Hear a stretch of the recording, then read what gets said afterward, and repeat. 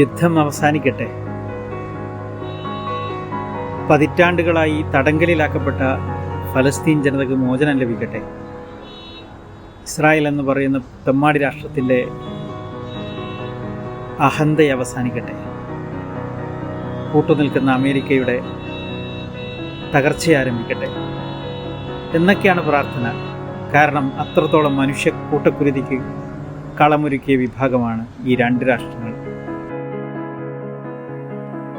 ഈ രാഷ്ട്രങ്ങളിലൊക്കെയും തന്നെ മനുഷ്യസ്നേഹികളായിട്ടുള്ള നേതൃത്വം കടന്നു വരട്ടെ. ആയുധങ്ങളോടും പണത്തിനോടും മാത്രം സ്നേഹമുള്ള, യുദ്ധത്തെ പ്രോത്സാഹിപ്പിക്കുന്ന, യുദ്ധം കൊണ്ട് ലാഭമുണ്ടാക്കുന്ന രാഷ്ട്രത്തിൻ്റെ തലവന്മാർ നശിച്ചു പോകട്ടെ എന്ന് പ്രാർത്ഥിക്കാൻ കാരണം അത്രത്തോളം യുദ്ധക്കൊടുതി കൊണ്ട് മനുഷ്യൻ നരകിച്ചിട്ടുണ്ട്.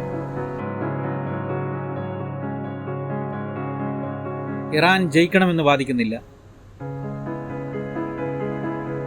പക്ഷേ മനുഷ്യന് സമാധാനമായിട്ട് ജീവിക്കുവാൻ ഉള്ളൊരു സാഹചര്യം ഈ ഭൂമി ലോകത്തുണ്ടാക്കുന്ന ഏത് രാഷ്ട്രവും നിലനിൽക്കണം. അത് നിഷേധിക്കുന്ന എല്ലാ രാഷ്ട്രങ്ങളും തകരുകയും വേണം.